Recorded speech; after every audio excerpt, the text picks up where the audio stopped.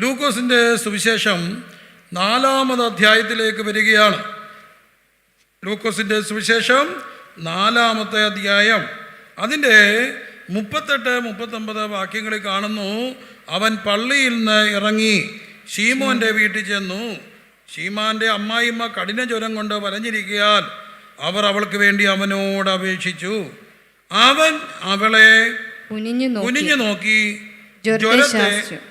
ശാസിച്ചു. അത് അവളെ വിട്ടുമാറി. അവൾ ഉടനെ എഴുന്നേറ്റ് അവനെ ശുശ്രൂഷിച്ചു. അവൾ ഉടനെ എഴുന്നേറ്റ് അവനെ ശുശ്രൂഷിച്ചു. രണ്ടാമത് ഇവിടെ കാണുന്ന ഒരു വീട് ശീമോന്റെ വീടാണ്. ശീമോന്റെ വീട്ടിലേക്ക് യേശു വന്നു. ശീമോന്റെ അമ്മായിയമ്മ കഠിന ജ്വരം കൊണ്ട് വലഞ്ഞിരിക്കുകയായിരുന്നു. ഒരുപക്ഷെ ആ വീട് താളം തെറ്റിക്കാണും. എന്താ കാര്യം ചോദിച്ചാൽ, നമുക്ക് സഹോദരന്മാർക്ക് വീട്ടിലേക്ക് ഒരാളെ ധൈര്യത്തോടെ വിളിച്ചുകൊണ്ട് പെട്ടെന്ന് കൊണ്ടുവരണമെങ്കിൽ, ഒരു ഗസ്റ്റിനെ വിളിച്ചുകൊണ്ട് വരണമെങ്കിൽ വീട്ടിൽ ആര് വേണം? അമ്മ വേണം, വേണ്ടേ? അമ്മ വേണം. ഈ അമ്മ ഉണ്ടെങ്കിലേ കാര്യങ്ങൾ നടക്കത്തുള്ളൂ. പിള്ളേരെ സമയത്ത് സ്കൂളിൽ വിടാൻ, എല്ലാ കാര്യത്തിനും അമ്മ ഒരു സാന്നിധ്യമാണ്. അമ്മ കിടന്നു പോയാൽ ആ വീടിൻ്റെ താളം തെറ്റും. ഇവിടെ അമ്മ കഠിന ജ്വരം കൊണ്ട് വലഞ്ഞിരിക്കുകയാണ്. അവർ അവൾക്ക് വേണ്ടി അവനോട് എന്ത് ചെയ്തു? അപേക്ഷിച്ചു. എന്നെ അത്ഭുതപ്പെടുത്തിയ ഒരു വാക്ക് അവിടെ ഉണ്ട്. 39-ാമത്തെ വാക്ക്. അവൻ അവളെ എന്ത് ചെയ്തു? കുനിഞ്ഞു നോക്കി. എല്ലാവരും ആ വാക്കൊന്ന് ചേർന്ന് പറഞ്ഞേ. അവൻ അവളെ എന്ത് ചെയ്തു? കുനിഞ്ഞു നോക്കി. നമ്മളൊരു രോഗിയായ വീട്ടിൽ കയറി ചെന്നാൽ കുനിഞ്ഞു നോക്കേണ്ട കാര്യമുണ്ടോ? ഇല്ല. കണ്ട് പ്രാർത്ഥിച്ചിട്ട് പോരത്തേ ഉള്ളൂ. കുനിഞ്ഞു നോക്കുന്നത് ആരുടെ ശരീരഭാഷയാ? കുനിഞ്ഞു നോക്കിയെങ്കിൽ അത് ആരുടെ ഒരു ശരീരഭാഷയാണ്? ഡോക്ടർ രോഗിയെ റൗണ്ട്സിന് ചെന്നു. ഡോക്ടർ എങ്ങനെ നോക്കും? സ്റ്റെത്ത് ചെവി വെച്ചിട്ട് എങ്ങനെ നോക്കും? കുനിഞ്ഞു നോക്കും. അത് ആരുടെ ശരീരഭാഷ? ഡോക്ടറുടെ ശരീരഭാഷ. വൈദ്യനായ ലൂക്കോസ് എഴുതിയപ്പം പറയുന്നു, യേശു കുനിഞ്ഞു നോക്കി. എന്താ കാര്യം? കുനിഞ്ഞു നോക്കിയത് അവളുടെ രോഗം എന്താണെന്ന് പരിശോധിക്കാനായിരിക്കാം. ഇന്ന് രാത്രി പറയട്ടെ, ഗിലെയാദിലൊരു വൈദ്യനുണ്ട്, രോഗമറിയുന്നൊരു വൈദ്യൻ. Hallelujah, hallelujah. അവൻ അവളെ കുനിഞ്ഞു നോക്കി ജ്വരത്തെ ശാസിച്ചു. ഇന്ന് രാത്രി നമ്മുടെ രോഗം എന്താണെന്ന് അറിയാൻ കുനിഞ്ഞു നോക്കി കണ്ടുപിടിക്കുന്ന ഒരുവൻ നമ്മുടെ വീട്ടിലുണ്ട്. അവരുടെ പേര് നാസറേത്തിലെ യേശു. സ്തോത്രം, സ്തോത്രം, സ്തോത്രം, സ്തോത്രം, സ്തോത്രം, സ്തോത്രം, സ്തോത്രം. എല്ലാവരും സ്തുതിച്ച് പ്രാർത്ഥിച്ചേ. കുനിഞ്ഞ് നോക്കി എന്ന് കാണുകയാണ്. കുനിഞ്ഞു നോക്കി രോഗം കണ്ടുപിടിച്ചു. എൻ്റെ യേശു വന്നാൽ ഒരു കാര്യമുണ്ട്, രോഗം കണ്ടുപിടിക്കുന്നത് കർത്താവാണ്. കണ്ടുപിടിക്കുക മാത്രമല്ല, അവൻ അവളുടെ ജ്വരത്തെ എന്ത് ചെയ്തു? ശാസിച്ചു. മൂന്നാമത്തെ കാര്യം, അവൾ ഉടനെ എഴുന്നേറ്റ് അവനെ ശുശ്രൂഷിച്ചു. അവൻ എന്ത് ചെയ്തു? ശുശ്രൂഷ ചെയ്തു. പ്രത്യേകമായിട്ട് ദൈവമക്കൾ ഓർക്കണേ, കർത്താവിനെ ശുശ്രൂഷിക്കണമെങ്കിൽ എന്ത് വേണം? ആരോഗ്യം വേണം. ആരോഗ്യമില്ലെങ്കിൽ എത്ര ആഗ്രഹം ഉണ്ടെങ്കിലും നടക്കത്തില്ല. സൗണ്ട് വേണ്ടേ പാസ്റ്റർക്ക്? ഞാൻ ചോദിച്ചോട്ടെ, ആരോഗ്യമില്ലാത്ത പാസ്റ്ററെ എത്ര നാൾ സഹിക്കും? തളർന്നു പോയി പാസ്റ്റർ 5-6 മാസമൊക്കെ അവർ അഡ്ജസ്റ്റ് ചെയ്തു. അടുത്ത ട്രാൻസ്ഫറിന് മുമ്പ് കമ്മിറ്റി കൊടുക്കും, ഞങ്ങൾക്ക് ആരെ വേണം? പുതിയ പാസ്റ്ററെ വേണം. പുതിയ പാസ്റ്റർ പാസ്റ്റേജിലോട്ട് വരുമ്പോൾ ഒരു കുഴപ്പമുണ്ട്, ഈ പാസ്റ്റർ ഇവിടുന്ന് മാറണം, പാസ്റ്റേജിൽ നിന്ന് മാറണം. വീടുണ്ടെങ്കിലും വീടില്ലെങ്കിലും മാറിയേ ഒക്കത്തുള്ളൂ. ആരോഗ്യം പോയാൽ മനുഷ്യർക്ക് വേണമോ, എത്ര സ്നേഹം ഉണ്ടെങ്കിലും വേണമെന്നില്ല. ഇവിടുന്ന് നമ്മുടെ സഹോദരിമാരൊക്കെ വിദേശത്തേക്ക് പോയിട്ട് അമ്മമാരെയും വിദേശത്തേക്ക് കൊണ്ടുപോകാറുണ്ട്. പാപം അമ്മച്ചി സഭായോഗത്തിന് തേടി സാക്ഷ്യം പറയും. കഴിഞ്ഞ നാളുകളിൽ ദൈവം എന്നോട് പറഞ്ഞ വാഗ്ദത്തം നിറവേറി.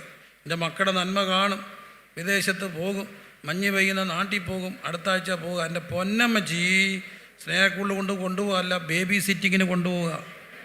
എന്നോടൊരമ്മച്ചി കഴിഞ്ഞ ആഴ്ച പറഞ്ഞു, ബേബി സിറ്റിംഗ് ആയിരുന്നെങ്കിൽ സഹിക്കായിരുന്നു, പട്ടി സിറ്റിങ്ങിനാണ് എന്നെ കൊണ്ടുപോയത്. ബേബിയെ നോക്കാനല്ല, പട്ടിയെ നോക്കാനാണെന്ന്. ആരോഗ്യം ഇല്ലെങ്കിൽ കൊണ്ടുപോകുമോ? അമ്മച്ചിക്ക് വല്ലതും പറ്റിപ്പോയാൽ ബോഡി എങ്ങനെ എത്തിക്കും? അവിടെ ഇൻഷുറൻസ് ഇല്ല, വലിയ പാടാ, ആരോഗ്യമുള്ളവരെ മതി. എന്നാൽ കിടന്നവളെ കുനിഞ്ഞു നോക്കി രോഗത്തെ കണ്ടെത്തി അതിനെ ശാസിച്ച് എഴുന്നേൽപ്പിച്ച് ശുശ്രൂഷ ചെയ്യിപ്പിക്കുന്ന ഒരു ദൈവം അവിടുന്ന് വന്നാൽ നഷ്ടപ്പെട്ട ആരോഗ്യം തിരിച്ചു കിട്ടും. ഇന്ന് രാത്രി നമ്മുടെ വചനം മറക്കരുത്. യഹോവയെ കാത്തിരിക്കുന്നവർ ശക്തിയെ പുതുക്കും. തീമാണ്.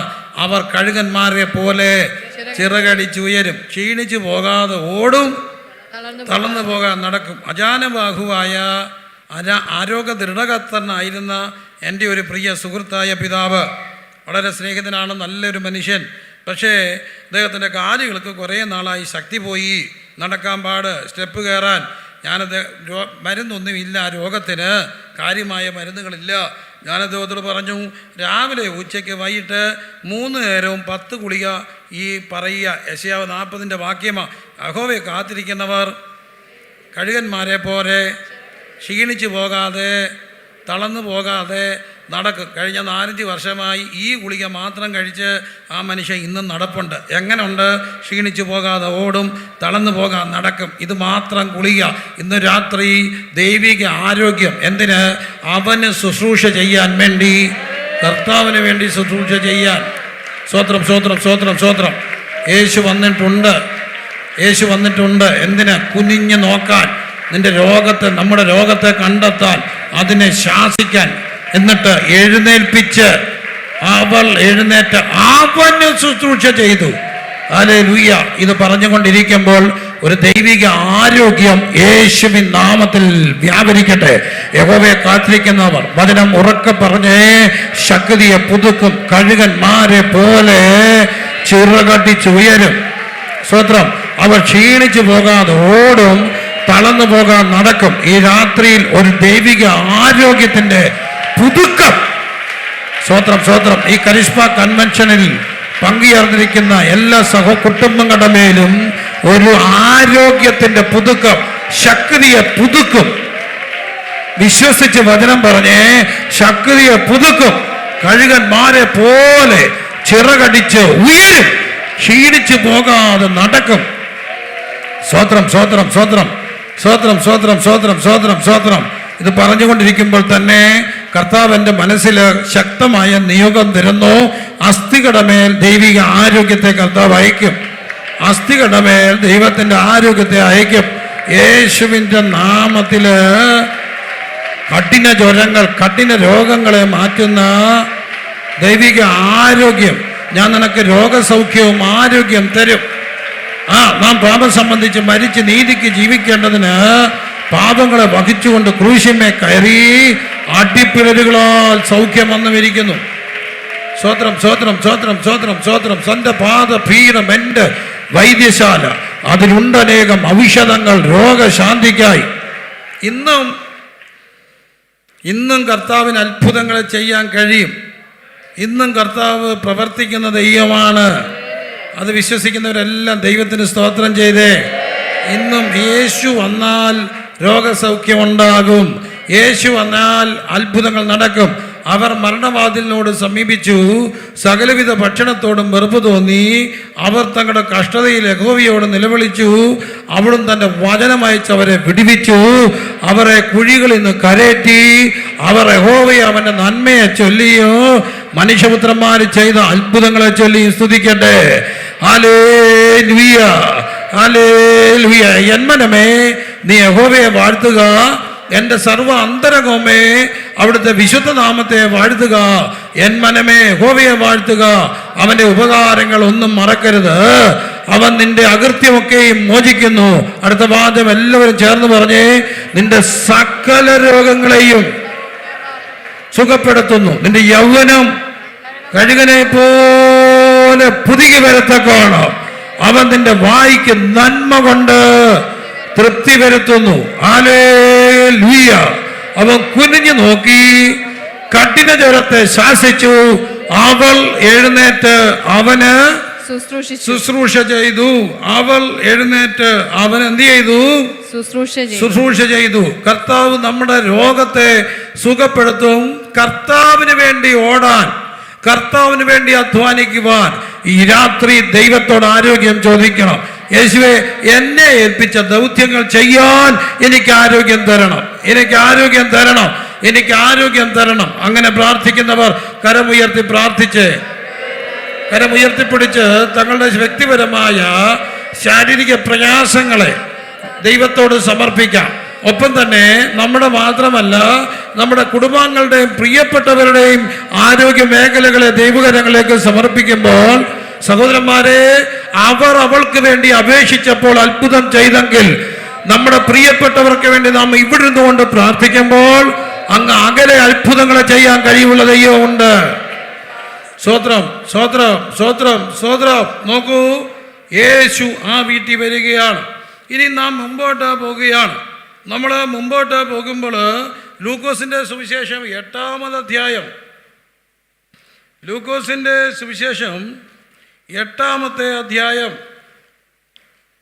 അതിൻ്റെ 54 മുതലുള്ള വാക്യങ്ങൾ, അതിൻ്റെ 40-ാമത്തെ വാക്യത്തിൽ കാണുന്നു 41. അപ്പോൾ പള്ളിപ്രമാണിയായ യായിറോസ് എന്ന് പേരുള്ള ഒരു മനുഷ്യൻ വന്ന് യേശുവിന്റെ കാൽക്കൽ വീണു. അവൻ ഏകദേശം 12 വയസ്സുള്ള ഏകജാതയായ ഒരു മകൾ ഉണ്ടായിരുന്നു. അവൾ മരിപ്പാറായതുകൊണ്ട് തന്റെ വീട്ടിൽ വരേണമെന്ന് അവനോട് അപേക്ഷിച്ചു. നോക്കൂ, ആ വീട്ടിലേക്ക് യേശുവിനെ ക്ഷണിക്കുകയാണ്. ആരാണ് യേശുവിനെ ക്ഷണിക്കാൻ ഇവിടെ വന്നത്? യായിറോസ്. യായിറോസിന്റെ ഒരു ക്വാളിഫിക്കേഷൻ അവിടെ എഴുതിയിട്ടുണ്ട്. ആരായിരുന്നു? പള്ളിപ്രമാണിയായിരുന്നു. ഈ പള്ളിപ്രമാണി ചെയ്ത ഒരു കാര്യമുണ്ട്. യേശുവിൻ്റെ പരസ്യമായി യേശുവിൻ്റെ അടുക്കൽ വന്നിട്ട് യേശുവിന്റെ കാൽക്കൽ വീണു. ആരുണ്ടെന്ന് ഓർത്തില്ല, ആരാ അവിടെ നിൽക്കും തോന്നിയില്ല. എന്തോ വീണു? കാൽക്കൽ വീണു. ചിലപ്പോഴെല്ലാം കാൽക്കൽ വീഴാൻ നമുക്ക് മടിയാണ്. പക്ഷേ ഈ അപ്പൻ മകൾക്ക് വേണ്ടി എന്ത് ചെയ്തു? കാൽക്കൽ വീണു. അവന് ഏകദേശം 12 വയസ്സ് പ്രായമുള്ള ഏകജാതയായ ഒരു മകളുണ്ടായിരുന്നു. ഇതിനെ വളരെ ധ്യാനിപ്പിക്കുന്ന ഒരു കാര്യമാണ്. വേദപുസ്തകത്തിലെ ചില ഭാഷകൾ, ചില കാര്യങ്ങൾക്ക് സന്ദേശങ്ങളുണ്ട്. ഇവിടെ ഒരു കുഞ്ഞിൻ്റെ പ്രായം എഴുതിയിരിക്കുന്നു. എത്ര വയസ്സ് പ്രായം? 12 വയസ്സ്. 12 വയസ്സ് പ്രായമുള്ള കുഞ്ഞ്. ഇനി മറ്റൊരു പ്രായം നമുക്ക് കാണാം. ഉൽപ്പത്തി പുസ്തകം 37-ാമത്തെ അധ്യായത്തിൽ ഒരു പ്രായം കാണുന്നുണ്ട്. ഉൽപ്പത്തി പുസ്തകം 37, ശ്രദ്ധിക്കണേ. ഉൽപ്പത്തി പുസ്തകം 37-ാമത്തെ അധ്യായത്തിൽ 2-ാമത്തെ വാക്യം, യാക്കോബിന്റെ വംശപാരമ്പര്യം എന്തെന്നാൽ യോസെഫിന് 17 വയസ്സായപ്പോൾ. യോസെഫിന് എത്ര വയസ്സ്? 17 വയസ്സ്. എന്തിനാണ് ഈ പ്രായം എഴുതിയിരിക്കുക?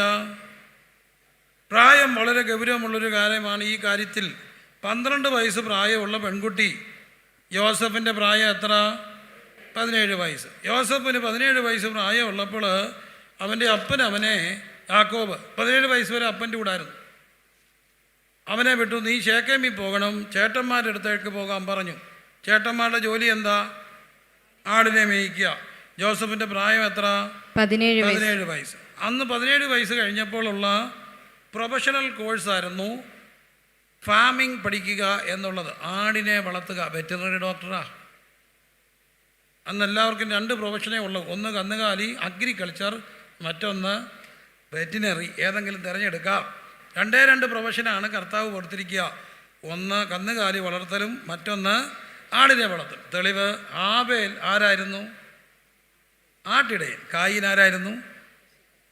കൃഷിക്കാരൻ. 2 തൊഴിലുകളാണ് വേദപുസ്തകത്തിലെ തൊഴിലുകൾ. ബാക്കിയെല്ലാം നമ്മൾ കണ്ടുപിടിച്ച തൊഴിലുകളാണ്, അല്ലേ? അതാണ് ബേസിക്. അതുകൊണ്ടാണ് നമ്മൾ പണ്ട് കൊച്ചിലെ സ്കൂളിലൊക്കെ പ്രസംഗമൊക്കെ കഴിയുമ്പോൾ ഒന്നേ പറയും ജയ് ഭാരത് മാത, അല്ലെങ്കിൽ എന്തോ പറയുമായിരുന്നു, ജയ് ജവാൻ ജയ് കിസാൻ. പറഞ്ഞവർ ഓർമ്മയുണ്ടോ? പഠിച്ചത് ജയ് ജവാൻ ജയ് കിസാൻ. ജവാനും കിസാനും ജയ്. കിസാൻ ആരാ? കിസാൻ ആരാ? കർഷകൻ. ജയ് ജവാൻ ജയ് കിസാൻ, ഇല്ലേ? അപ്പോൾ കർഷകരാണ് ഭൂമിയുടെ നിലനിൽപ്പ്. കൃഷിയാണ് ഏറ്റവും വലിയൊരു കാര്യം. അതുകൊണ്ട് ദൈവത്തെ ഓർത്ത് കയ്യും കൂപ്പി പറയുക, പിള്ളേർ പുറത്ത് പോയിട്ട് ഇവിടുത്തെ കൃഷിയെല്ലാം സ്ഥലമെല്ലാം വിറ്റ് കളഞ്ഞേക്കരുത്. ചുമ്മാ ഇപ്പം പിടിവലയ്ക്ക് വിൽക്കുക. ആരുണ്ടെന്ന് അവിടെ കിടക്കട്ടെ, ആരും എടുത്തുകൊണ്ട് പോകത്തില്ല. ആർക്കെങ്കിലും പോച്ച വളർത്താൻ കൊടുത്താൽ മതി. വസ്തു വിറ്റാൽ പിന്നെ അവസാനം കഴിക്കാൻ കൊതിക്കും 2 ചേന വെക്കാൻ. അതുകൊണ്ടുള്ള വസ്തു വിറ്റ് കളയരുത്. ഉള്ള വസ്തു വിറ്റ് കളയരുത്, പ്ലീസ് കളയരുത്. അവിടെ കിടക്കട്ടെ, 2 ചേന വെക്കാം, 2 വാഴ വെക്കാം, എന്നെങ്കിലും ഒരിക്കലും ഒരു കൊല വെട്ടാം. അപ്പോൾ അതുകൊണ്ട് ജോസഫിനെ വിട്ടു. പ്രായം എത്ര? 17. ശേഖേമി പോയി ചേട്ടന്മാരുടെ അടുക്കൽ. നമ്മുടെയും പ്രശ്നം അതാണ്. എത്ര വയസ്സാകുമ്പോൾ +2 കഴിയും? പറമോളെ 17. അത് കഴിയുമ്പോൾ എങ്ങോട്ട് പോയി?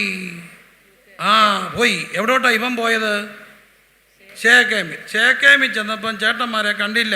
ഈ ശേഖേമി പോകാൻ ഒരു കാര്യം കാണണം. ഇവൻ അവിടെ എഴുതിയിരിക്കുക, ശേഖേമിൽ എന്ത് ചെയ്തു? ചുറ്റിക്കറങ്ങി. ഈ ശേഖേമിന് ഒരു സ്ഥല പ്രശ്നമുണ്ട്. 35-ാം അധ്യായത്തിൽ ഇവരുടെ ഒറ്റ പെങ്ങളെ ഉള്ളായിരുന്നു. പെങ്ങളുടെ പേരെന്താ? ദീനായിക്ക് ഒരു ദീനം പിടിച്ചു. അവൾ പറഞ്ഞു, ഐ ആം എ ഫെമിനിസ്റ്റ്. ചേട്ടന്മാർക്ക് ഒറ്റയ്ക്ക് കറങ്ങാമെങ്കിൽ എനിക്കും എങ്ങനെ പോകണം? കറങ്ങാൻ പോകണമെന്ന് പറഞ്ഞു. അപ്പോൾ അച്ചായൻ പറഞ്ഞു, ആങ്ങളമാരെ ആരെങ്കിലും കൊണ്ടുപോകണമെന്ന് പറഞ്ഞപ്പോൾ അവൾ പറഞ്ഞു, ആങ്ങളന്മാരുടെ പെങ്ങളാണ് ഞാൻ ഒറ്റയ്ക്കേ പോകുന്നുള്ളതെന്ന് പറഞ്ഞു. അങ്ങനെ ഒറ്റയ്ക്ക് പോയപ്പോൾ ശേഖേമിലെ ഒരുത്തൻ പിടിച്ച് അവളെ വഷളാക്കി. അപ്പോൾ അവിടെ 2 സഹോദരന്മാർ ലേവി യഹൂദയും വന്ന് ഒരു കള്ളത്തരം ഒപ്പിച്ച് ആരെ കൊന്നു? ശേഖേമിലെ ആൺപിള്ളാരെ എല്ലാം കൊന്നു. പിന്നെ അവിടെ ആരേ ഉള്ളൂ? പെൺപിള്ളാരേ ഉള്ളൂ. അവിടാണ് ആര് കറങ്ങുന്നത്? ജോസഫ്. പ്രായം 17. എവിടെ കറങ്ങുന്നു? ശേഖേമിൽ. ജോലി വൈനോട്ടം. കറങ്ങുകയാണ്. പ്രായം എൻ്റെ വാക്കല്ല, വേദപുസ്തകത്തിലെ വാക്കാ. അങ്ങനെ 17 ജോസഫ് കറങ്ങി. 12 ആര് മരിച്ചു? യായിറോസിൻ്റെ മകള് മരിപ്പറായ ദീനം വന്നു. 12 വയസ്സ്. 12 വയസ്സെന്ന് പറയുന്നത് വളരെ പ്രധാനപ്പെട്ട ഒരു പ്രായമാണ്. 12 കഴിയുമ്പോഴാണ് കൗമാരം തുടങ്ങുക. Teenage. What you mean by teenage?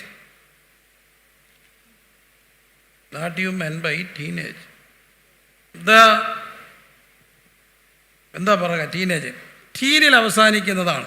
13, 14, 15, 16, 17 അപകടമാണ്. അതാ ജോസഫ്. 18, 19 രക്ഷപ്പെട്ടു. ഇതിനകത്ത് 13 വയസ്സ് ആകാൻ പോകുമ്പോൾ കൊച്ചു മരിച്ചു. ചുരുക്കത്തിൽ ഈ 13 കഴിയുമ്പോൾ ഒരു മരണമുണ്ടാകും. 12, 13 ഒരു മരണമുണ്ടാകും. ഇന്നലെ വരെ സ്കൂളിൽ നിന്ന് വരുമ്പോൾ എല്ലാം പറഞ്ഞുകൊണ്ടിരുന്ന കൊച്ച് ഇപ്പോൾ ഒന്നും പറയുന്നില്ല. നിനക്കെന്താ പറ്റി? കുളിക്കാൻ കയറിയ കൊച്ച് ഒരു ടാങ്ക് വെള്ളം തീർത്താലും ഇറങ്ങി വരത്തില്ല. നീ അവിടെ എന്തോ എടുക്കുവാടി? ചാൻ ബഹളം, അമ്മ ബഹളം, ഇടിയോടിടി, അവൾ ഇറങ്ങത്തില്ല. പ്രായം എത്ര? 12. ആദി വ്യാധി. ആ സമയത്താണ് ഒരു ജനറേഷൻ ഗ്യാപ്പ് ഉണ്ടാകും. എന്താ ജനറേഷൻ ഗ്യാപ്പ്? ജനറേഷൻ ഗ്യാപ്പ് എന്ന് പറഞ്ഞാൽ ഇത്രയേ ഉള്ളൂ, വലിയ ബഹളമൊന്നും വെക്കേണ്ട. കൊച്ചു പറഞ്ഞു, ഞങ്ങളുടെ ക്ലാസ്സിൽ നിന്ന് ഞങ്ങളെല്ലാവരും കൂടി ഞങ്ങളുടെ കൂട്ടുകാരിയുടെ വീട്ടിൽ കിടക്കാൻ പോവുക. അപ്പോൾ അമ്മ എന്താ പറഞ്ഞു? ഇവിടെ ഒരുത്തിയും കിടക്കാൻ വേറെങ്ങും പോകുന്നില്ലെന്ന് പറഞ്ഞു. അപ്പോൾ അവളെന്തോ പറഞ്ഞു? പിന്നെ ഞാൻ പോകുമെന്ന് പറഞ്ഞു. അപ്പോൾ ഇവിടുന്ന് പോകത്തില്ലെന്ന് പറഞ്ഞു. അവൾ പറഞ്ഞു എന്ത് ചെയ്യും? പോകുമെന്ന് പറഞ്ഞു. Generation gap is the gap between ഇല്ല ആൻഡ് പിന്നെ. ഇല്ല ആൻഡ് പിന്നെ. And that gap is known as generation gap. ഈ ഗ്യാപ്പ് എക്കാലത്തും ഉണ്ടായിരുന്നു. പക്ഷേ ഇപ്പം എന്തോ ആയി? അങ്ങ് കൂടി. കൊച്ചു ഫോണിൽ ഇരിക്കുന്നു. ഇവളെന്തോ എടുക്കുക? എനിക്കും അറിയാൻ വയ്യാത്ത കാര്യമായി. ഇവളെന്തോ വർത്താനം പറയുന്നു. ഈ അടുത്തിടയ്ക്ക് ഒരു കൊച്ചിനോട് ഞാൻ പറഞ്ഞു, നീ കുറേ കൂടെ അപ്പനോട് വർത്താനം പറയണം, കുറച്ചുകൂടെ പ്രാർത്ഥിക്കണം. അപ്പോൾ ഇവൻ എന്നോട് പറഞ്ഞൊരു കാര്യമുണ്ട്, നോ സബ്ജക്റ്റ്. എത്ര നേരമാണ് അപ്പനോട് വർത്താനം പറയുക? നോ സബ്ജക്റ്റ് ഇല്ല. അപ്പോൾ ഒരു പ്രത്യേക ആവശ്യം ഉണ്ടായിട്ട് 3 മണിക്ക് ഞാൻ ഇവൻ്റെ വീട്ടിൽ ചെന്നു. ഞാൻ ഫോൺ ചെയ്തിട്ടെല്ലാം കിടുകിടാന്ന് എൻഗേജിലാണ്. എനിക്ക് അവസാനം ഞാൻ അവൻ്റെ ജനലിലേക്ക് തല്ലിയപ്പോൾ ഇവൻ തുറന്നു. അപ്പോൾ ഇവൻ്റെ ഫോൺ പഴുത്തിരിക്കുക. വയസ്സ് 16, 17. അപ്പോൾ എനിക്ക് മനസ്സിലായി ഇവൻ്റെ പെണ്ണിനെ വിളിക്കുക. 12 മണിക്ക് തുടങ്ങിയ വിളിക്കുക. ഇവന് സബ്ജക്റ്റ് ഇല്ല അപ്പനോട് മിണ്ടാൻ. ഇവൻ ഈ 12 മണി തൊട്ട് എന്താ സംസാരിച്ചേ? Hamas Israel യുദ്ധത്തെക്കുറിച്ചാണ്. 2024 നടക്കുന്ന ലോകസഭാ ഇലക്ഷനിൽ നടക്കാൻ പോകുന്ന പുതിയ രാഷ്ട്രീയ സമവാക്യങ്ങളെക്കുറിച്ചാ ഇവരെന്താ ഈ 3 മണിക്കൂർ വർത്തമാനം പറഞ്ഞ്? എൻ്റെ അത്ഭുതമാണ്, എന്താ വർത്തമാനം പറഞ്ഞ്? അപ്പം അവർക്ക് സംസാരിക്കാൻ ഗ്യാപ്പില്ല, സബ്ജക്റ്റ് ഉണ്ട്. ആരോടില്ല? അപ്പനോടില്ല, അമ്മയോടില്ല, വീട്ടിൽ കൂടപ്പുറപ്പിനോട് വർത്തമാനം പറയാൻ ഇല്ല. അവരോട് വർത്തമാനം പറയാൻ സബ്ജക്റ്റ് ഉണ്ട്. ഗ്യാപ്പ് വൈഡൻ ചെയ്യുമ്പോൾ കുഞ്ഞു മരിച്ചു എന്ന് തോന്നി. പക്ഷേ എൻ്റെ യേശു വന്നപ്പോൾ ഒരാൾ വീട്ടിൽ നിന്ന് ഓടി വന്ന് പറഞ്ഞു, ഇനിയും കാര്യമില്ല, പോയി പോയി പോയി. യേശു ഒരു വാക്ക് പറഞ്ഞു, ബാല മരിച്ചിട്ടില്ല. പ്രിയരെ, ഇവിടെ എല്ലാവരും പറയുന്നു തലമുറകളെല്ലാം പോയേ. അങ്ങനെ പോയെന്ന് പറഞ്ഞാൽ അത് സുവിശേഷം അല്ല, സുവിശേഷം അല്ല, അത് സുവിശേഷം അല്ല. സുവിശേഷം പറയുന്ന ഒറ്റ കാര്യമുണ്ട്, ബാല മരിച്ചിട്ടില്ല. അതാണ് സുവിശേഷം. എന്താ അതിൻ്റെ അർത്ഥം? വീണ്ടെടുക്കാനാവാത്തതുപോലെ ഒറ്റ കുഞ്ഞ് നഷ്ടപ്പെട്ടിട്ടില്ല. സഭ വിശ്വസിക്കണം. പോയെന്ന് പറയാൻ നമുക്കില്ല. നമ്മൾ പറയുന്നത് ബാലം മരിച്ചിട്ടില്ല. യേശു വരും, കൈ വെക്കും, മരിച്ചതുപോലെ കിടക്കുന്നത് എഴുന്നേക്കും. അവളുടെ ആത്മാവ് അവളി മടങ്ങി വരും. തലീത്ത ഭൂമിന്ന് പറയും, കുഞ്ഞ് എഴുന്നേക്കും. എല്ലാവരും പ്രാർത്ഥിച്ച് അല്പസമയം ദൈവത്തോടൊന്ന് പ്രാർത്ഥിച്ച്, ബാല മരിച്ചിട്ടില്ലെന്ന് വിശ്വസിക്കുന്നവർ ദൈവത്തെ സ്തുതിച്ച്. ബാല മരിച്ചിട്ടില്ല സഹോദര, ബാല മരിച്ചിട്ടില്ല. ഒരു കുഞ്ഞും നിന്റെ നഷ്ടപ്പെട്ടിട്ടില്ല. സഭയെ ദൈവം ഏൽപ്പിച്ച ഒറ്റ കുഞ്ഞും പോത്തില്ല. പോയതുപോലെ നമുക്ക് തോന്നും, മരിച്ചെന്ന് നമുക്ക് തോന്നും, എന്നാൽ എന്നേക്കുമായി നഷ്ടപ്പെട്ടിട്ടില്ല. യേശു വരും, അവന്റെ വായിൽ നിന്നൊരു വാക്ക് വരും, തലീത്ത കുമി ബാല എഴുന്നേൽക്കുക. സ്തോത്രം സ്തോത്രം സ്തോത്രം സ്തോത്രം സ്തോത്രം. സ്തുതിച്ച് പ്രാർത്ഥിച്ച് എല്ലാ കുഞ്ഞുങ്ങളെയും ദൈവകരങ്ങളിലേക്ക് ഉയർത്തി പ്രാർത്ഥിച്ച്. യേശു വരുന്നുണ്ട് വീട്ടിലേക്ക്. എന്തിനാ? കൗമാര ചാപല്യങ്ങളിൽ മരിച്ചുപോയ, പ്രാർത്ഥനയിൽ മരിച്ചുപോയ, ആത്മീയത്തിൽ മരിച്ചുപോയ നമ്മുടെ പൈതങ്ങളെ എഴുന്നേൽപ്പിക്കാൻ അവിടെ മേൽ ജീവൻ. ഈ അസ്ഥികൾ ജീവിക്കുമോ? ആർക്കറിയാം? പ്രവാചകനോട് പറഞ്ഞു, ഊതുക, പ്രവചിക്കുക, കാറ്റടിക്കും, അസ്ഥികൾ ജീവിക്കോ. അതൊരു സൈന്യമായി എഴുന്നേക്കും. വിശ്വസിക്കുന്നവരെല്ലാം ദൈവത്തോട് കണ്ടുകൊണ്ട് ഇന്ന് ഫോണിൽ മണിക്കൂറുകൾ ചെലവഴിക്കുന്ന, രാത്രിയിൽ ഉറങ്ങാതിരിക്കുന്ന, നമ്മളെ ആശങ്കപ്പെടുത്തുന്ന നമ്മുടെ മക്കൾ വിശുദ്ധ വേദപുസ്തകം വായിച്ചുകൊണ്ട് മുഴങ്കാലി ഇരുന്ന് കണ്ണീരോട് പ്രാർത്ഥിക്കുന്നത് നാം കാണുമെന്ന് വിശ്വസിക്കുന്നവർ സ്തുതിച്ചാരാധിച്ച്. ഇന്ന് രാവിലെ യോഗത്തിന് വിടാൻ ബഹളം വെച്ച് നാം അരച്ച് വിളിച്ചു കൊണ്ടിരുന്നവർ നാം വരുന്നതിന് മുമ്പ് യോഗത്തിന് വന്നിരിക്കുന്ന ദിവസം ഉണ്ടാകും. കൈയടിക്കാൻ പറയുമ്പോ വായി നോക്കി കണ്ണും കയ്യും കെട്ടി നിർവികാരനായി നിൽക്കുന്നത് കണ്ട് മനപ്രയാസപ്പെട്ടിരിക്കുന്ന മാതാവെ, തുള്ളിച്ചാടി ആരാധിക്കുന്നത് നിങ്ങൾ കാണും. മാതാവ് അന്യനല്ല, സ്വന്തം കണ്ണുകൊണ്ട് കാണും. എന്തിന്? എന്റെ യേശു വരും. സ്തുതിച്ച് പ്രാർത്ഥിച്ച് എല്ലാവരും അല്പസമയം സ്തോത്രം ചെയ്ത്.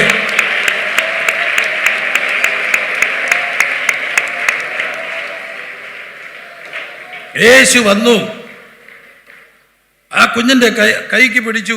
അവിടെ ഒരു കാര്യം കൂടെ എന്നെ അത്ഭുതപ്പെടുത്തു. യേശു ബാലന്റെ അപ്പനെ അമ്മയെ അല്ലാതെ ആരെയും അകത്ത് വരാൻ എന്ത് ചെയ്തില്ല? സമ്മതിച്ചില്ല. ഈ അകത്ത് വരുന്നവർ എന്തിനായിരിക്കാം വരുന്നേ? ഒറ്റ കാര്യത്തിനാ മക്കളെ, ആദ്യം ഫോട്ടോ എടുത്തിടാൻ. ചത്തെന്ന് നമ്മൾ കഴിപ്പിലും കണ്ടിട്ടില്ലേ? ചാത്തുന്ന് കേൾക്കുമ്പോഴേ എന്തോ എടുക്കും? ഫോട്ടോ എടുക്കും. നീലപ്പുതപ്പ് അതോ പച്ചപ്പുതപ്പ് പുതപ്പിച്ച് ആശുപത്രിയിൽ നിന്ന് സ്ട്രെച്ചറെ ഉന്തിക്കൊണ്ട് വരുന്ന ശവത്തെ നിന്ന് സെൽഫി എടുക്കുന്നത് ഞാൻ കണ്ടു. ശവത്തോടൊപ്പം നിന്ന് എന്തെടുക്കുക? സെൽഫി. എൻ്റെ പൊന്നെ, പിള്ളേർക്കത് ഇഷ്ടപ്പെടണമെന്നില്ല. കാരണം ഒരുക്കപ്പെടാത്ത ഒരു ബോഡിയിൽ മറ്റൊരാൾ കാണുന്ന ആർക്കും ഇഷ്ടമില്ല. എൻ്റെ യേശുവിൻ്റെ ഒരു പ്രത്യേകതയുണ്ട് കേട്ടോ.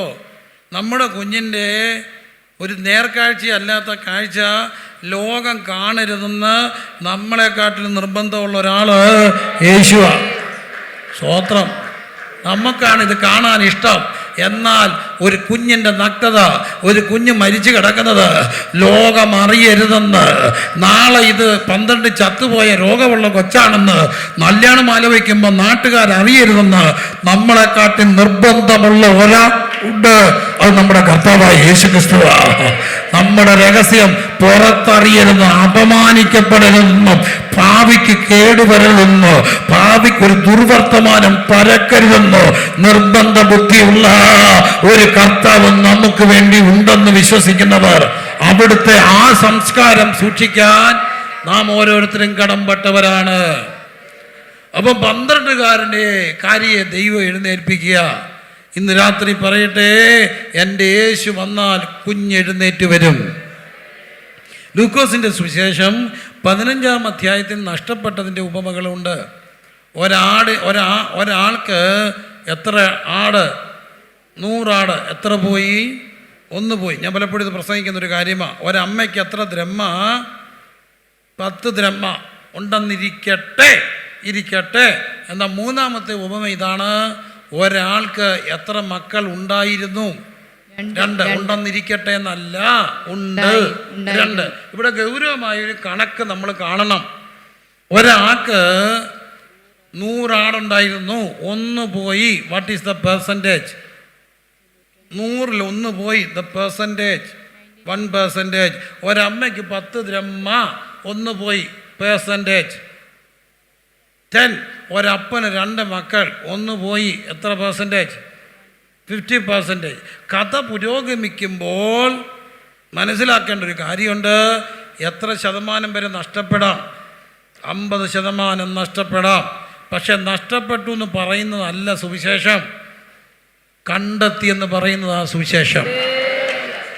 50% പോയെന്നല്ല, 100% പിടിച്ചെടുത്തു. ഒരപ്പൻ അവിടെ ഉണ്ടായിരുന്നു, ഒരിടയൻ അവിടെ ഉണ്ടായിരുന്നു, ചൂലെടുത്ത് അടിച്ചു വാരിയ ഒരമ്മയുണ്ടായിരുന്നു.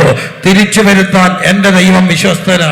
മുഴുവൻ തലമുറകളെയും ദൈവകരങ്ങൾ ഉയർത്തി പ്രാർത്ഥിച്ച്, കരമുയർത്തി പത്തനംതിട്ട ജില്ലയിലുള്ള സകല യുവാക്കളെയും യുവതികളെയും, ഇന്നിവിടെ ഇരിക്കുന്ന സകല മക്കളെയും, അവരുടെ ഇവിടെ വരാത്ത മക്കളെയും സകല മാതാപിതാക്കളും സമർപ്പിച്ച് പ്രാർത്ഥിച്ച്, 2 കരങ്ങൾ ഉയർത്തി പ്രാർത്ഥിച്ച്, ആവോളം ഉയർത്തി പേര് പറഞ്ഞ് സമർപ്പിച്ച്, മക്കളെ, കൊച്ചുമക്കളെ, നമ്മുടെ സഹോദര മക്കളെ, നമ്മുടെ സഭയിലുള്ള മറ്റു കുടുംബം, പ്രത്യേകിച്ച് അന്യപ്പെട്ടു പോയി ഇച്ചിരി വഴിതെറ്റി പോയിട്ടുണ്ടെന്ന് തോന്നുന്ന സകലതിനെ, കർത്താവേ എവിടെയോ ഒരു ചുറ്റിക്കളി ഉണ്ട്, ഇച്ചിരി സങ്കടത്തിലാണെന്ന് തോന്നുന്ന സകലതിനെയും യേശുവിൻ്റെ കരത്തിലേക്ക് കൊടുത്ത് പ്രാർത്ഥിച്ച്,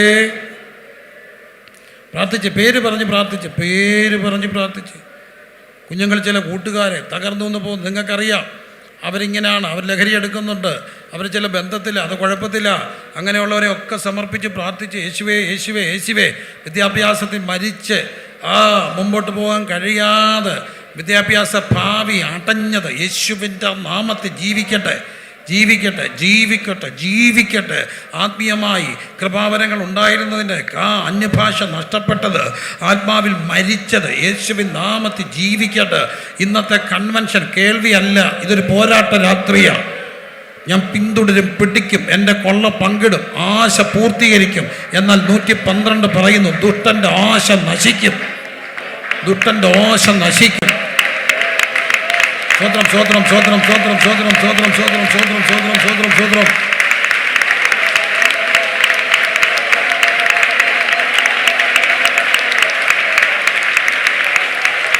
ഞാൻ പിന്തുടരും, പിടിക്കും, കൊള്ള പങ്കിടും, എൻ്റെ ആശ പൂർത്തീകരിക്കോ. 112 ദുഷ്ടൻ്റെ ആശ നശിക്കോ. എന്നാൽ ഇതാ യഹോവയെ അന്വേഷിക്കുന്നവന്റെ തലമുറ, യാക്കോബിന്റെ ദൈവമേ തിരുമുഖം അന്വേഷിക്കുന്നവർ ഇവർ തന്നെ.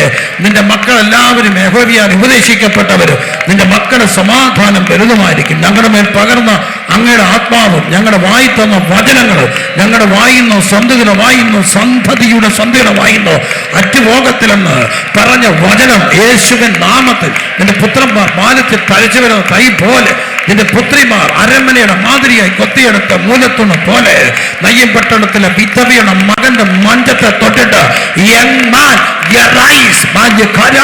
എഴുന്നേൽക്ക എന്ന് പറഞ്ഞ ഫലീത്ത കുമി എന്ന് പറഞ്ഞ ആ ശബ്ദം കരിസ്പ ക്രൂസേഡി മുഴങ്ങട്ടെ.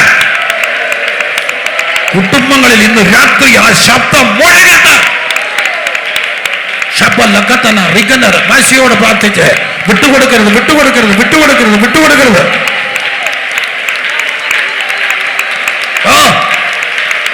റിക്ക റഗന അന്തല രത്തന റെക്കന റെക്കന റിക്കന രാജക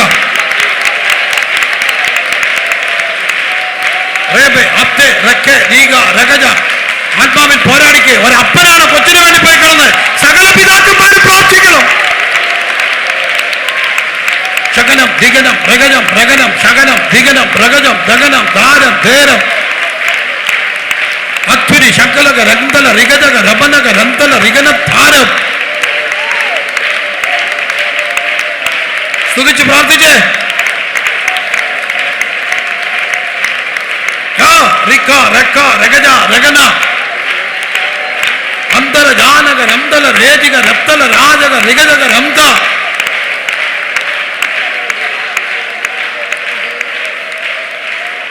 പിടിച്ചു പേടിക്കണം, പിടിച്ചു പേടിക്കണം, പിടിച്ചു പേടിക്കണം. ഞാൻ കാണുന്നുണ്ട് അപ്പൻ ഞാണിനെ പിടിച്ചു മേടിച്ചതുപോലെ. നഷ്ടപ്പെട്ടിട്ടില്ല, മരിച്ചിട്ടില്ല. മഞ്ചത്തെ തൊടും, കയ്യെ പിടിക്കും, കലിത കുബിത് പറയും.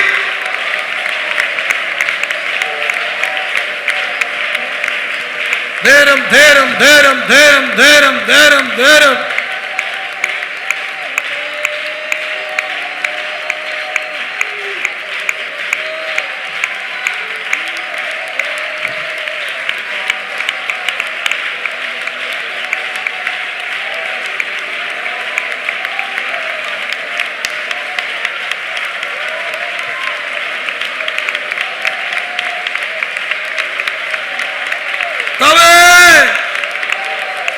കർത്താവേ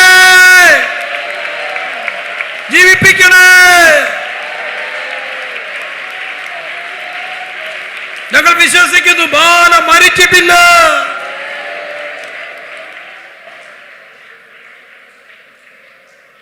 യേശു കർത്താവ് വന്നപ്പോൾ ആ കുഞ്ഞ് ജീവിക്കാനായിട്ട് തുടങ്ങുകയാണ്.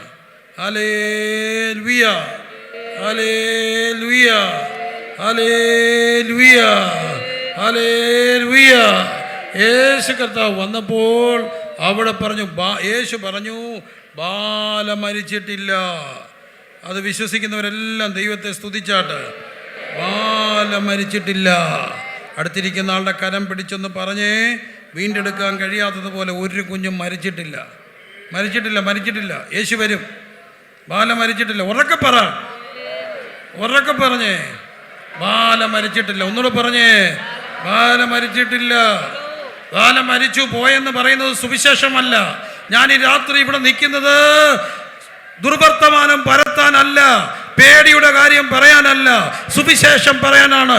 സുവിശേഷം പറയുന്നു ബാല മരിച്ചിട്ടില്ല. ഇത് കരങ്ങളെ ശിരസിന്റെ മുകളിൽ ഉയർത്തി വിശ്വസിച്ച് കരങ്ങളെ അടിച്ച് ഉറക്കെ പറ, 10 പ്രാവശ്യം പറ, ബാല മരിച്ചിട്ടില്ല, ബാല മരിച്ചിട്ടില്ല, എൻ്റെ കുഞ്ഞ് മരിച്ചിട്ടില്ല. യേശു വരും, വരും, വരും. ഒരു തലമുറ എഴുന്നേക്കും. പത്തനംതിട്ട ജില്ലയിൽ ഒരു യുവ സൈന്യം എഴുന്നേക്കും. സ്വത്രം സ്വത്രം സ്വത്രം സ്വത്രം സ്വത്രം സ്വത്രം സ്വത്രം സ്വത്രം. റിക്ക റെക്ക രഗജ രന്ത രഗജെ ദേനെ ദഗഡെ അത്തുരി ജാനം ഷൈഡം ദേനെ. യേശു വരും, യേശു വരും, യേശു വരും, യേശു വരും, യേശു വരും. അത്ഭുതം നടക്കും. മരിച്ചവർ ജീവിക്കും. Hallelujah hallelujah hallelujah hallelujah. യോവേൽ പ്രവചനം നിവൃത്തിയാകും. എന്താണ് യോവേൽ പ്രവചനം പറയുക?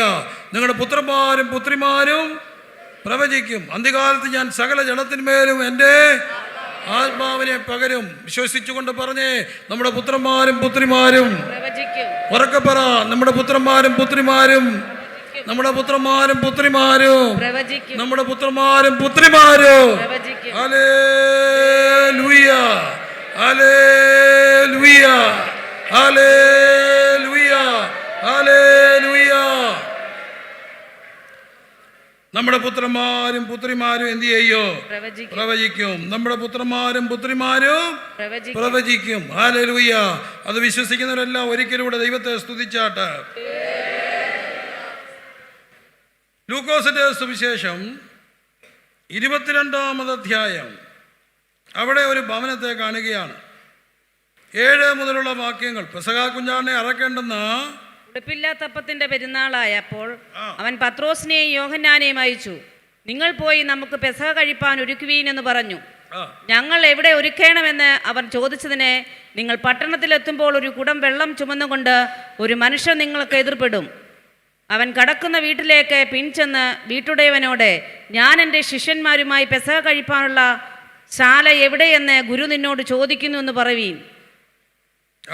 അവൻ വിരിച്ചൊരുക്കി ഒരു വൻമാളിക കാണിച്ചു തരും, അവിടെ ഒരുക്കുവീൻ എന്ന് അവരോട് പറഞ്ഞു. അവർ പോയി തങ്ങളോട് പറഞ്ഞതുപോലെ കണ്ട് പെസഹ ഒരുക്കി. അവർ പോയി തങ്ങളോട് പറഞ്ഞതുപോലെ കണ്ട് പെസഹ ഒരുക്കി. ഇവിടെ ഒരു വീടിനെ കാണുകയാണ്. യേശു പെസഹ ഒരുക്കിയ വീട്. പെസഹ കുഞ്ഞാലിനെ അറക്കുന്ന രാത്രി ആയപ്പോൾ നിങ്ങൾ പോയി പെസഹ കഴിപ്പാൻ ഒരുക്കുവിനെന്ന് പറഞ്ഞു. എവിടെയാണത് ഒരുക്കേണ്ടത്? യേശു പറഞ്ഞു, നിങ്ങൾ പട്ടണത്തിൽ എത്തുമ്പോൾ ഒരു കുടം വെള്ളം ചുമന്നുകൊണ്ട് ഒരാൾ നിങ്ങൾക്ക് എതിർപ്പെടും. ചോദിക്കണം. ഗുരു ചോദിക്കുന്നു, പെസഹ കഴിപ്പാനുള്ള ശാല എവിടെയും ചോദിക്കും. അവൻ നിനക്ക് എന്ത് കാണിച്ചു തരും? വിരിച്ചൊരുക്കിയോ ഒരു വൻമാളിക. പ്രിയരെ, അവിടെ യേശു പെസഹ ആചരിക്കുകയാണ്. എന്താണത്? ഒരു വീട് ഒരു പ്രാർത്ഥനയ്ക്കായി വിരിച്ചൊരുക്കപ്പെട്ടിരിക്കുകയാണ്. യേശുവിന് വരാനും ശിഷ്യർക്ക് വരാനും പെസഹ ആചരിക്കാനും. ഇന്ന് രാത്രി എന്നെ കേൾക്കുന്ന പ്രിയപ്പെട്ടവരെ, കർത്താവ് ഇന്ന് രാത്രി ചോദിക്കുന്നു, നമ്മുടെ വീട് വിരിച്ചൊരുക്കപ്പെട്ട ഒരു പ്രാർത്ഥനാ സ്ഥലമുള്ള ഒരു വീടാണോ? അവർ കാണിച്ചു തന്നു വിരിച്ചൊരുക്കിയ ഒരു സ്ഥലം. വിരിച്ചൊരുക്കിയ ഒരു സ്ഥലം എന്തിന്? യേശുവിന് വരാൻ, ശിഷ്യർക്ക് വരാൻ, പ്രാർത്ഥന കഴിക്കാൻ വിരിച്ചൊരുക്കിയ ഒരു സ്ഥലം. ഈ രാത്രിയിൽ ആ ചോദ്യം ചോദിക്കുകയാണ്, നമ്മുടെ വീട് യേശുവിന് വേണ്ടി വിരിച്ചൊരുക്കിയിട്ടുണ്ടോ? ഗുരു അന്വേഷിക്കുന്നു. ഗുരു ചോദിക്കുന്നു, എവിടെയാണ് ഞാൻ പെസഹ ആചരിക്കേണ്ടത്? വിരിച്ചൊരുക്കിയ ഒരു വൻമാളിക. വിരിച്ചൊരുക്കിയ ഒരു വൻമാളിക. എന്നാൽ മറ്റൊരു വീട് നാം കാണുന്നുണ്ട്. മത്തായി എഴുതിയ സുവിശേഷം 26-ാം അധ്യായം. മത്തായി എഴുതിയ സുവിശേഷം 26-ാം അധ്യായത്തിൻ്റെ 57 മുതലുള്ള തിരുവചനങ്ങളിൽ കയ്യഫാവിൻ്റെ വീട്ടിൽ കൊണ്ടുപോവുകയാണ്. യേശു കർത്താവിനെ ഗതസമനയിൽ അറസ്റ്റ് ചെയ്തതിന് ശേഷം 3 മതകോടതികളിൽ രാത്രി കൊണ്ടുപോയി. 1 ഹന്നാസിൻ്റെ വീട്, 2 കയ്യഫാവിൻ്റെ അരമന വീട്, ബിഷപ്പ് ഹൗസാണ്, മഹാപുരോഹിതൻ്റെ വീടാണ്, 3-ാമത്തേത് സന്നദ്ധി സംഘം. കയ്യഫാവിൻ്റെ വീട്ടിൽ ചെന്നു. അവിടെ വച്ച് എന്ത് സംഭവിച്ചുവെന്ന് 67-ാമത്തെ വാക്യത്തിൽ കാണുന്നു. അപ്പോൾ അവർ അവന്റെ എന്ത് ചെയ്തു? മുഖത്ത് തുപ്പി അവനെ മുഷ്ടി ചുരുട്ടി കുത്തി. ചിലർ അവന്റെ കന്നത്ത് അടിച്ചു. യേശുവിന്റെ കന്നത്തടിച്ച വീട്. യേശുവിനെ മുഷ്ടി കുത്തി അവന്റെ ചെകിട്ടത്തടിച്ച വീട്.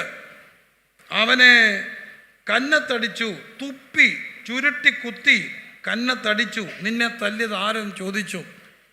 ഈ വീട് കയ്യഫാവിന്റെ വീടാണ്. യേശു അടിക്കപ്പെട്ട വീട്. ഇന്നും ചില വീടുകളിൽ യേശു അടിക്കപ്പെടുന്നുണ്ട്. എങ്ങനെ? നമ്മൾ പരസ്പരം പോർ വിളിക്കുമ്പോൾ, അസഭ്യം പറയുമ്പോൾ, ചീത്ത വിളിക്കുമ്പോൾ ആരവിടെ അടിക്കപ്പെടുക? യേശു അടിക്കപ്പെടുകയാണ്. ക്ഷമിക്കണം. രാജപൂവക്കാല പാസ്റ്റർ എന്നോട് പ്രത്യേകം ക്ഷമിക്കണം. ക്ഷമിക്ക ചോദിച്ചുകൊണ്ട് പറയുക, ഞാൻ പല വിശ്വാസ ഭവനത്തിനും ചെന്ന് കയറുമ്പോൾ സംഭാഷണ മധ്യേ കേൾക്കുന്ന ഒരു വാക്കാണ് എൻ്റെ അമ്മയെ കെട്ടിക്കാനെന്ന്. ക്ഷമിക്കണമെന്ന് പറഞ്ഞ് ചില തല കുനിച്ചു, പലരും പറയുന്നതാ. അമ്മയെ കെട്ടിക്കാനെന്ന് പറഞ്ഞാൽ ആര് ചാകണമെന്ന് അതിൻ്റെ അർത്ഥം.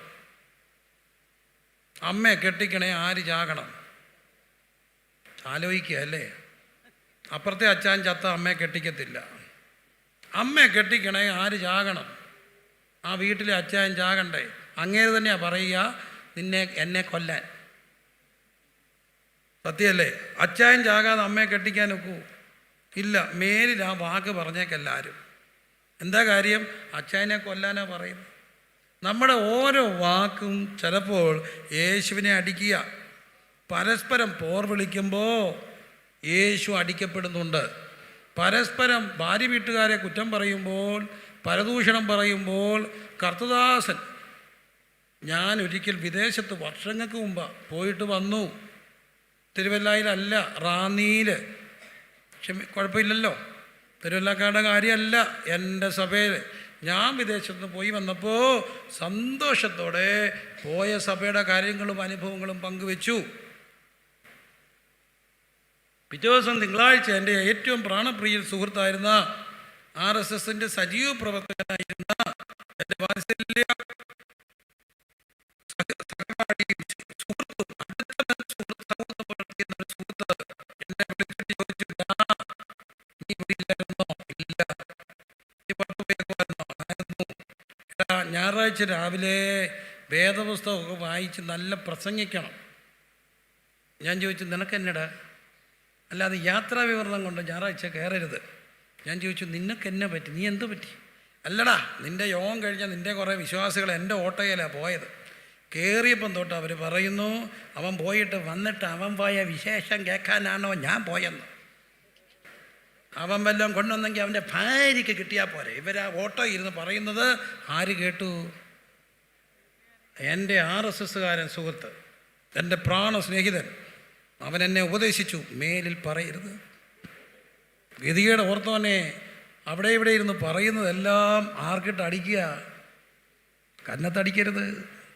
നമ്മുടെ വീട് കയ്യപ്പാവിൻ്റെ വീടാകരുത്. പകരം നമ്മുടെ വീട് വിരിച്ചൊരുക്കിയ വന്മാളിക ഇവിടെ വീടാകണം. ഏത് വീടാ നമ്മുടെ വീട്? ഏത് വീടാ നമ്മുടെ വീട്? കണ്ണടയ്ക്കാം, പ്രാർത്ഥിക്കാം. വിരിച്ചൊരുക്കിയൊരു വീടാണോ യേശുവിന് വരാൻ? അതോ ഉപദേശിയുടെ കുറ്റം പറയുന്ന വീടാണ്? സഹവിശ്വാസികളുടെ കുറ്റം പറയുന്ന വീടാണ്? ഇതെല്ലാം കേൾക്കുന്ന ഒരു തലമുറ നാളെ എന്തായിത്തീരും? അവർക്കിത് താല്പര്യമില്ലാത്ത കാര്യമാണ്. എനിക്ക് ഇന്നത്തെ തലമുറയോട് വലിയൊരു സന്തോഷമുണ്ട്, ഭയങ്കര ഒരു സന്തോഷമുണ്ട്. എന്നാ കാര്യം എന്നറിയാം? അവർക്ക് ഈ പരദൂഷണം കേൾക്കാൻ ഇഷ്ടമുണ്ടോ? ഇല്ലയോ? ഇല്ല. ആമേൻ പറഞ്ഞ നല്ല പിള്ളേർ, സല്യൂട്ട്. അവർക്ക് ഈ കുഞ്ഞായ്മയും കുശുമ്പും ഇഷ്ടമില്ല. ഉണ്ടോ? ഇല്ല, ഇല്ല. അപ്പുറത്തെ ആളുടെ കുറ്റം പറഞ്ഞ അമ്മ എൻ്റെ പൊന്നമ്മ ഒന്ന് നിർത്താവ, അയ്യ നാണം കേട്ട. അവർക്ക് ഇഷ്ടമില്ല. അതിന് ഞാൻ ഈ തലമുറയ്ക്ക് വാഴ്വ്, സല്യൂട്ട്, സല്യൂട്ട്, ബിഗ് സല്യൂട്ട്. എന്താ കാര്യം? അവർക്ക് ഈ കാര്യത്തിൽ ഇഷ്ടമില്ല. അവർക്ക് എന്തെങ്കിലും പറയാനുണ്ടെങ്കിൽ നേരിട്ട് പറയും. പറയത്തില്ലേ? ഞാനൊരു സഭയിൽ നിന്ന് ഇറങ്ങി വന്നപ്പോൾ ഒരു പയ്യനോട് ചോദിച്ചു, അപ്പോൾ അവിടെ നിന്നവരെല്ലാം പറഞ്ഞു നല്ല പ്രസംഗമായിരുന്നു. എന്നോട് ആ പയ്യൻ പറഞ്ഞു, uncle truly speaking it was too boring. ഞാൻ അവനൊരു ഉമ്മ കൊടുത്തു. കാരണം അവൻ സത്യം പറഞ്ഞു. വല്ലതും പറയാനുണ്ടേ മുഖത്ത് നോക്കി പറയണേ. അപ്പുറത്ത് ഇപ്പുറത്തിരുന്ന് പറയല്ലേ, ചീത്ത വിളിക്കല്ലേ, വേണ്ടാതിനം പറയല്ലേ, യേശുവിനെ അടിക്കുക. നമ്മുടെ വീട് വിരിച്ചൊരുക്കിയൊരു വീട്. യേശു അന്വേഷിക്കുന്നു, എവിടാ വരണ്ടേ? എൻ്റെ വീട്ടിൽ. അങ്ങ് വരാൻ വിരിച്ചൊരുക്കിയൊരു വീട് എൻ്റെ വീട്. വന്നാട്ടെന്ന് പറയുന്ന വീടുകളായി. ഒരിക്കലും യേശു അടിക്കപ്പെടുന്ന വീടാകണ്ട. യേശുവിനെ കന്നത്തടിക്കുന്ന, മുട്ടി ചുരുട്ടി കുത്തുന്ന, അസഭ്യം പറയുന്ന വീടാകണ്ട. പകരം വിരിച്ചൊരുക്കപ്പെട്ടൊരു വീട്. കരമുയർത്തി പ്രാർത്ഥിച്ച് യേശു വരും. Hallelujah, hallelujah. കുഞ്ഞ് ജീവിക്കും, ജീവിക്കും. തലീത കുമി എന്നൊരു വാക്ക് പറയും. അത്ഭുതം നടക്കും. കണക്കുകൾ തെറ്റിയിടത്ത് അത്ഭുതങ്ങൾ നടക്കും. കുനിഞ്ഞു നോക്കി രോഗത്തെ കണ്ടെത്തി, ജ്വരത്തെ ശാസിച്ച് എഴുന്നേൽപ്പിച്ച് ശുശ്രൂഷ ചെയ്യിപ്പിക്കും. അതെ, യേശു വന്നാൽ അത്ഭുതങ്ങൾ നടക്കും. യേശു വന്നാൽ അത്ഭുതങ്ങൾ നടക്കും. കണ്ണടച്ച് എല്ലാവരും പ്രാർത്ഥിച്ച്. പിതാവേ, ഇന്ന് രാത്രി ഞങ്ങൾ വിശ്വസിക്കുന്നു, കണക്കുകൾ തെറ്റിയിടത്ത് ഞങ്ങളുടെ യേശു വന്നിട്ടുണ്ട്. യേശു വന്നാൽ മേത്തരമായ വീഞ്ഞായിട്ട് മാറും. ഞങ്ങളുടെ കുടുംബങ്ങളിൽ യേശു വരണം. ഞങ്ങളുടെ കുടുംബങ്ങളിലേക്ക് യേശു വരണം. ഈ രാത്രി ഞങ്ങളുടെ കുടുംബങ്ങൾ, പ്രത്യേകിച്ച് കർത്താവേ, ഞങ്ങൾ പ്രാർത്ഥിക്കുന്നു, വിവാഹമോചനത്തിൻ്റെ ആ ദുഷ്ടാത്മാവേ, കുടുംബങ്ങളെ തകർക്കുന്ന ദുഷ്ട ആരൂപി ശക്തി ഈ ദേശത്തൊന്ന് വിട്ടുപോകണമേ. ഞങ്ങളുടെ കുടുംബങ്ങളെ ഉന്നം വെച്ചിരിക്കുന്ന അതിനോട് ഞങ്ങൾ സന്ധിയില്ല പോരാട്ടം. ഞങ്ങളുടെ കുടുംബങ്ങളെയും കുഞ്ഞുങ്ങളെയും ഉന്നം വെച്ച പരസ്പരം പോരടിപ്പിച്ച് കയ്യപ്പാവിൻ്റെ വീടാക്കി വിരിച്ചൊരുക്കപ്പെട്ട വീടുകളെ മെസ്സാക്കാൻ ദുഷ്ടൻ പ്ലാൻ ചെയ്തിരിക്കുന്നിടത്ത് ഇന്ന് രാത്രി ഞങ്ങൾ അത്ഭുതങ്ങളെ കാണുന്നു. മേത്തരമായ വീഞ്ഞിൻ്റെ അനുഭവമായി മാറുമല്ലോ. യേശു വന്നാൽ അത് സംഭവിക്കുമല്ലോ. യേശു വന്നാൽ അത്ഭുതങ്ങൾ നടക്കുമല്ലോ. യേശു വന്നാൽ അവസ്ഥ മാറുമല്ലോ. അത് ഞങ്ങൾ പൂർണ്ണമായി വിശ്വസിക്കുന്നു. യേശു വന്നിട്ടുണ്ട് ഞങ്ങളുടെ അവസ്ഥയെ മാറ്റാൻ.